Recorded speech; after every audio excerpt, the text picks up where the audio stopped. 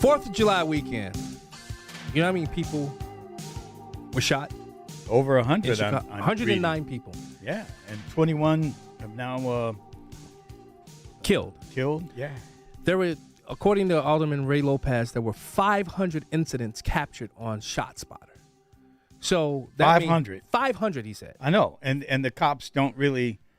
I mean, they hear them, but what can they do? Yeah. It's just shots fired, and they go there. There's nothing at that point.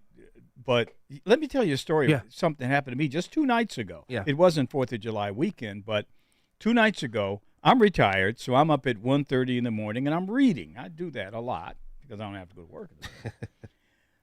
About 1:30 in the morning, I hear shots.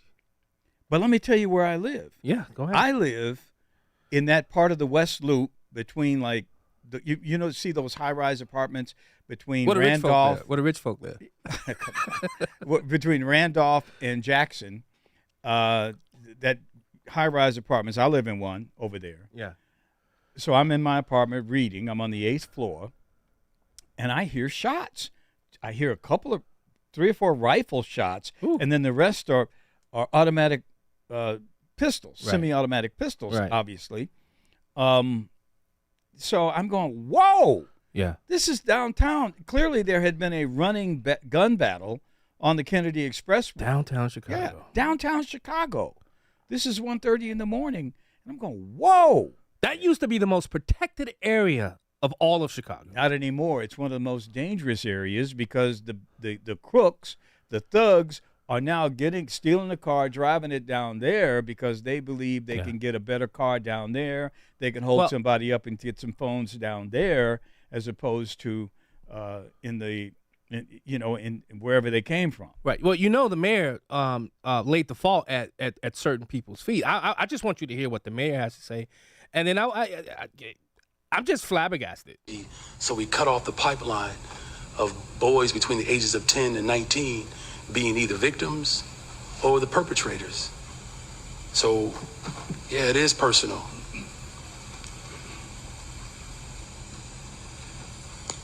Black death has been unfortunately accepted in this country for a very long time. We had a chance 60 years ago to get at the root causes, and people mocked President Johnson. And we ended up with Richard Nixon. I'm going to work hard every day to transform this city. That's what it takes to build a better, stronger, safer Chicago, and I need everybody to step up. Joining us to discuss this and more, former superintendent of Chicago, and in my opinion, one of the best ones they had, former Superintendent Eddie Johnson. Welcome to Chicago's Morning Answer.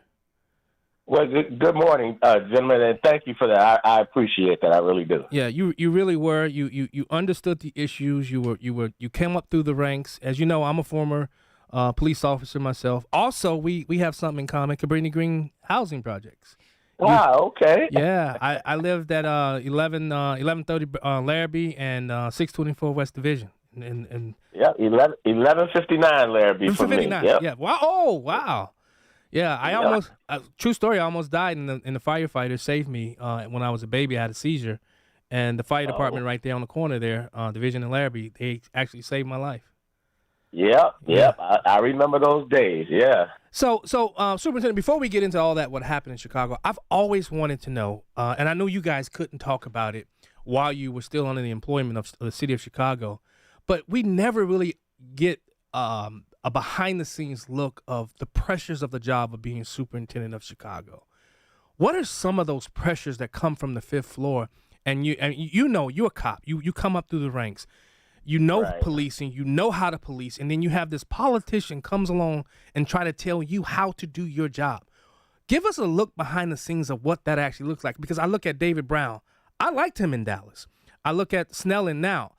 You can see the pressure on his face. And he really wants to turn loose the men and women of CPD and allow them to do their job. What's the inner workings that happen when it comes to the 5th floor and the superintendent's office? So of course, I served under 2 mayors, Rahm Emanuel and then the other person. Yes. So what I will say is this.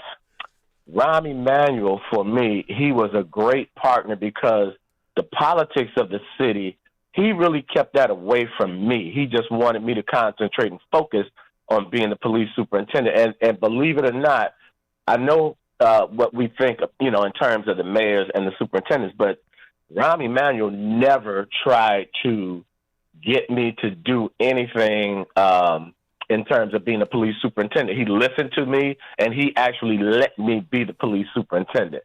Now, I will say this. Once he left, the dynamics kind of changed because, in my opinion, Lightfoot thought that she knew how to be the police better than we did. Mm-hmm. And so that puts added pressures on everyone. So under Emanuel, I really felt no pressure from City Hall. And I was fortunate as a superintendent because talking to some of my predecessors, that just wasn't the case. Wow. But for me, it was fairly easy in that regard because he just didn't dabble in that. He would listen. He actually, I would give him credit for him actually educating himself on what was going on and what we actually needed. And guys, I'll tell you this, he never told me no when I would go to him and ask him, for different things, different legislation, equipment, more funding for training. He never said no. Wow. Superintendent, private citizen Eddie Johnson, do the bad guys, the crooks, fear the Chicago police anymore? I remember the time they used to. If they saw the cop, they'd go the other way. That's right. And see, so the answer to that is no, the respect level is really not where we want it to be. And really, it's not so much they don't fear the police, it's that they don't fear the consequence of what will happen if the police catch them. So there's a lot of disrespect out there now, and it's a tough time to be a police officer in the city of Chicago. It really is. I live on the west side, as I said earlier, and I live near the police training academy.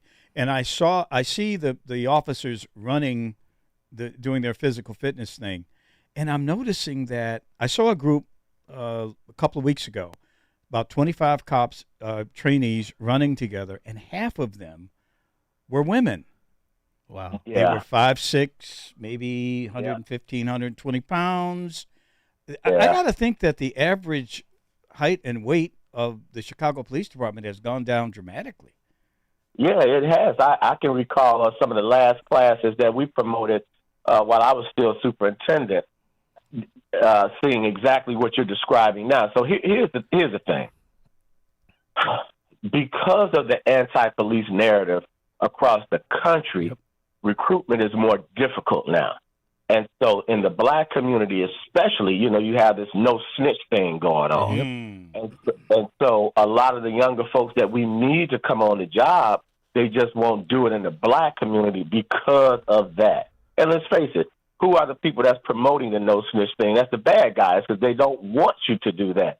But most of the people in Chicago, I tell you guys this, there is an overwhelming majority of people in the city of Chicago, especially in the black neighborhoods, that want the police in their neighborhoods, and they don't like the lawlessness that's going on. The only thing they ask is that the police treat them respectfully and fairly, and that's not a big ask. But Superintendent, how much of a problem is 26 in California? And I mean the courts and the DSA that's over there. How much of that it lends to a lot of the disrespect as it relates to, because I remember growing up, you didn't take pop shots at the police. You didn't do any of that. People were literally fearful of. We had this guy named RoboCop on 87 in Halston. We didn't mess with RoboCop because RoboCop would throw you on that hood, and you didn't want to get thrown on the hood by RoboCop. But how much of that is a problem as well?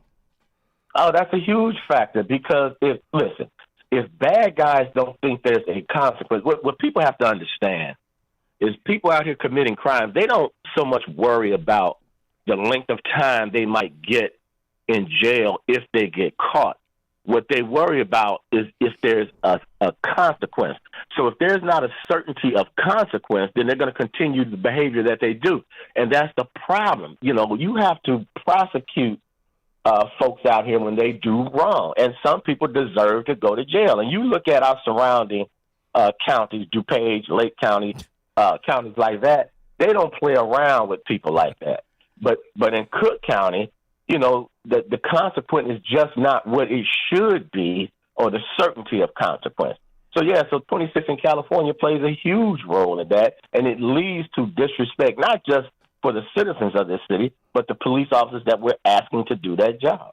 Eddie, we're going to talk about this in more detail later on in the broadcast, but what do you think about using these so-called violence interrupters, many of whom have had issues with the police in their individual pasts? What do you think about using them to somehow quell the violence in the city of Chicago? Well, I'll put it like this. I think if you can find the right people, then that helps. But here's the problem.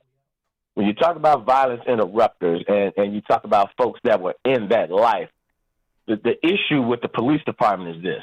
They might be interrupting during certain times of the day and then swinging dope during other times of the day. So I had a reverend when I was a commander of the 6th District. That's when the violence interrupters really got off the ground with T.O. Hardeman and things of that nature. Yeah. So this one Reverend Autry, he had violence interrupters. And what he did was when he hired someone, he would bring them into the police station, introduce them to me, and I would take them down to the TAC team so they would know who they were. Mm-hmm. And what that did was put those individuals on notice that the police knew who they were. Mm-hmm. And so it worked really well in that regard. But when you just take folks off the street and you say, hey, do this, we're going to pay you X amount of dollars to do this, how do we really quantify what they're really doing, and how do we really know it? Because a lot of it is based on them not actually interacting with the police. So they can say all day long that they're doing this and doing that, but how do we really know? So personally, if we could put more controls over it, because look, I'm for anything that'll help, but the way it's structured, I don't really particularly like it the way it's structured in Chicago. Wow. Let's talk about the violence in over the 4th of July. I mean, 109 people shot. I mean, there were 500 incidents caught on ShotSpotter, which they're trying to get rid of. But those are war numbers. Those are war area numbers. How does something like that happen in the city of Chicago, Soup? Yeah, and I'll tell you, I don't ever recall a holiday weekend where it's been like that. So how it happens is that, here's the thing. Remember back in the day, we had real gangs with hierarchies. Yes. In the 1990s, the police department, unfortunately, did too good of a job bringing down the leaders of the gangs. And an unintended consequence was that it fractured the gangs in Chicago. So they were no longer under one umbrella. So now what we're looking at is cliques. So block by block, they might all be, a particular gang, but they're different factions and different cliques. And they beef with each other all the time. And so now we have a twofold issue in Chicago. The old issue of fighting over gang territory or dope spots, that's always going to be there. Yeah. But then the other thing we have to worry about now is the social media beast, and that's what's causing a lot of this stuff, unfortunately. Yeah. And that's something that we really can't control. And you don't get enough credit for the cleaning up O Block, the area over there where Corey Brooks' church. I know Corey had a lot to do with it too, but you don't get enough credit for clean, because that was one of the highest incident areas in the city of Chicago, right?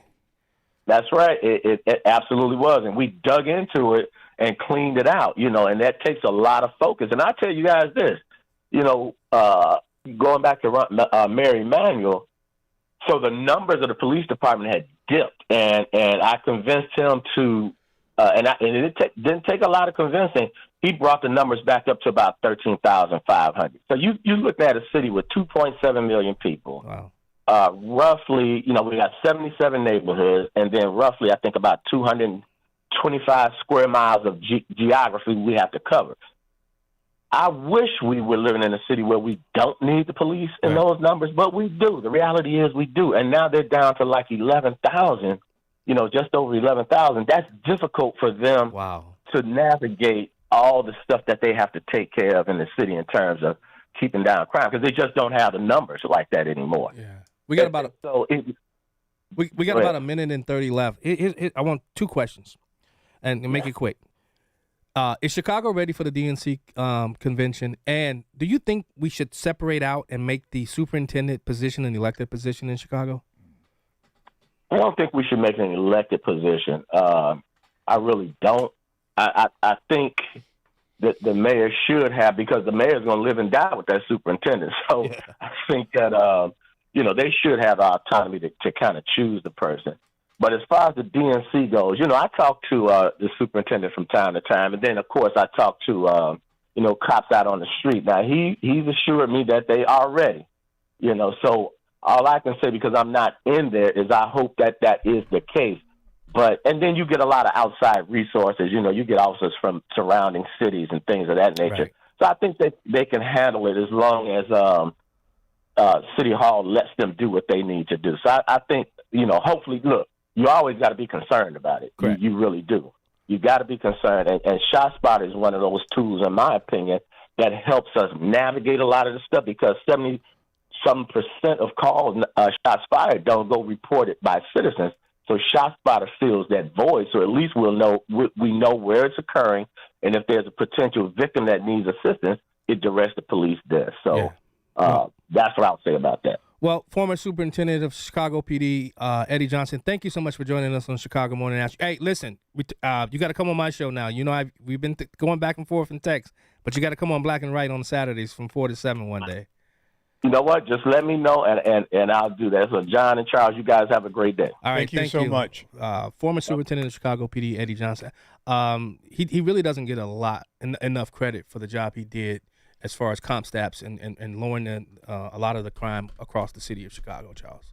Well, I think the city was certainly a quieter place in those days. I look at results. Yeah. I look at results. Not that it was anywhere near perfect. Yeah. But it's a lot better than it is right now. We'll be right back.